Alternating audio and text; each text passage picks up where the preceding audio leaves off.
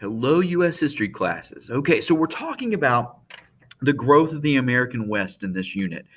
In our first lesson for the week, we talked about two of the iconic images of the American West, the railroad and then the cowboy. Today, we're going to talk about the people that are coming west, okay? And the reason I did this lesson now is because the railroad is going to help get people out there physically by taking them west. And of course, we need cattle as food for all these people that are coming west. So I kind of wanted to set the stage for who is coming west by talking about some of the things that help them get there and things that they need once they get there. Okay, so now we're going to go focus on the people who is coming west and why are they coming west. All right, that's what we're going to talk about today. Now I want to show you this picture right here. All right, down here, this is a house made out of sod. Okay, that is literally dirt and grass. Okay, so some of the people when they come west make dwellings out of sod, and they use cattle dung to heat and cook over. Okay, which is very, very interesting and not does not produce a pleasant aroma. Okay, so coming out west, and we talked about this a little bit with the railroad and with the cattle, is maybe not as glamorous as we see depicted on movies and television. Okay, so let's talk about these people. Who is coming west? Why are they coming west? And how are we going to get them there? Many Americans had to rebuild their lives after the Civil War. We talked about this, okay? Especially people in the South. The South had been destroyed, property had been destroyed, farmland had been destroyed. You had people that were wounded coming back looking for work, and maybe they weren't able to do the jobs that they had originally done. So there are all kinds of Americans having to rebuild their lives. And you got a whole new population of newly freed slaves that are kind of looking to start their life anew.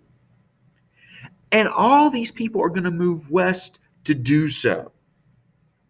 And one of the things that helps them get out there is the railroad. The Transcontinental Railroad is going to assist in getting people out west. Again, that's kind of why I started lesson one by talking about the railroads and cowboys. Now, we had acquired, by we, I mean the country had acquired all this land prior to the Civil War.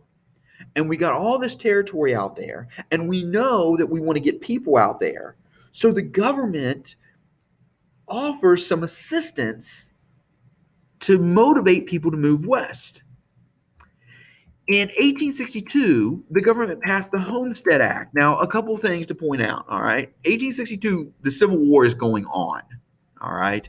So, how many people are going to take advantage of this, we're not sure of, because there's a lot of people that are caught up in the war. But the Homestead Act of 1862, what it did is it gave 160 acres of free land to anyone who agreed to farm it for 5 years. All right, that was the deal. You got 160 acres of land to farm for 5 years. Now, unfortunately, because the war is going on, and we talked about this before, life out west is hard. A lot of people don't make it to 5 years, which means they don't get the land. Okay, and that's, to be honest with you, they're probably perfectly fine with that because they don't want the land. All right, they try to farm it, they're not able to make a go of it. So the offer is there, but it is not quite as popular as what the government would hope it would be. Okay, some people took advantage of it, some people succeeded, but by and large, a lot of people end up giving up before the 5 years is over. 1889. The war is over. We still have all this land out there. Now there are even more people looking to rebuild their lives. So in 1889, the government passes the Oklahoma land giveaway. Okay. And we call it the Oklahoma land giveaway, but you can see it also occurred in other places as well, like Iowa and Nebraska. And basically, it was a big rush. Okay. It was a big race. All right. You had to appear at a certain day. All right. And you lined up in a line, and somebody fired a gun or dropped a flag, and then you rushed out west to claim whatever land you could claim. And about 2 million acres are given away in this land rush. Okay. And there's a good movie called Far and Away. It's got Tom Cruise and Nicole Kidman in it, that shows this scene, okay? And it kind of shows you also the links that people were going to go to, because basically you had a flag and or a series of flags, and when you found the territory you liked, you planted your flag. Okay, well, people snuck across the line at night and kind of hid out there so that they could kind of scope out the land and they could claim the land that they wanted. And when they heard the gun go off or they saw the flag drop or whatever, they went on and claimed their land. People get in fights because I want this piece of land and this other guy wants this piece of land, and we end up fighting over it. Okay, so it is kind of cutthroat. Like I said, it's a big competition to give this land away. All right, and 2 million acres are going to be given to people. All right, so these are two things that the government does to get people out west, and to help them rebuild their lives, especially after the Civil War. Many Southerners and newly freed African Americans moved west to seek new opportunities after the Civil War. I talked about that. These are the groups that really are looking to rebuild their lives after the war. By the early 1900s, okay, the Great Plains, and that's part of that western territory between the Mississippi and the Pacific, okay? To me, the Great Plains are kind of right in the middle of the Mississippi and the Pacific Ocean. They're filled with more than 400,000 homesteaders. All right. By 1900, more than 400,000 people have moved west. All right. The railroads are going to help them get there. And of course, this helps explain why we need a bunch of cattle, because you got all these people out there and they're hungry. They need something to eat. Okay. So by the 1900s, 400,000 homesteaders are out west. In just a few minutes, we're going to talk about new technology, okay, and the new technology that helps them. But two of the big pieces of new technology are the railroads, because the railroads are going to get people out there. And then we talked about the railroads are going to connect all these cities and towns together. It's going to help them trade with each other. Railroads and a new piece of equipment, the mechanical reaper, is going to help open lands. The reaper is going to be important because it's going to help farmers harvest crops. All right. It is very, very difficult to plant crops out west. All right. And when you got a bunch of land that is yours, the crops that you get to survive, you're going to need to get them in quickly. Okay. You're going to need to harvest them quickly. So the mechanical reaper is going to help with that. And it's going to help open new lands in the west for settlement and make farming prosperous. Okay. So two of the big pieces of new equipment that's really going to help these people out west, the railroad and the mechanical reaper. By the turn of the century, the Great Plains and the Rocky Mountain region, okay, the Great Plains and the Rocky Mountain region of the American West are no longer unsettled frontier. All right. For years, there was all this open space out there. But by the turn of the century, by the early 1900s, it is fast becoming a region of farms, ranches, and towns. All right. There are 400,000 people out there, and it is quickly getting settled. Those settlements are going to be connected by trails. They're going to be connected by railroads. Some of those settlements are going to pass away. They're going to become ghost towns because people move on to the next big city or the next big town. Okay. But it's quickly becoming filled in. And then the railroads and the trails are quickly going to connect these areas together. And right here, a couple things in this picture right here, you can see all these wagons. This is probably a wagon train, okay, headed out west. There are people there moving out west. But you also see these cattle, all right, or these cows, sorry. This cattle is either part of the wagon train, or it could also be cattle from a cattle drive headed toward the meatpacking industries in Chicago. All right. But here are some of these iconic images of the American West in one of these towns that is dotting the American frontier. Now, like I said, as more and more people are coming out, we need better technology to help them survive. All right. So I want to introduce you to 4 pieces of technology that help people out west. All right. These are inventions that help tame the prairie, they help tame the West. The first is barbed wire. All right. Now, barbed wire is fencing. It helps prevent animals from trampling crops and from wandering off. Okay. So it not only keeps animals in, but it helps them from getting out.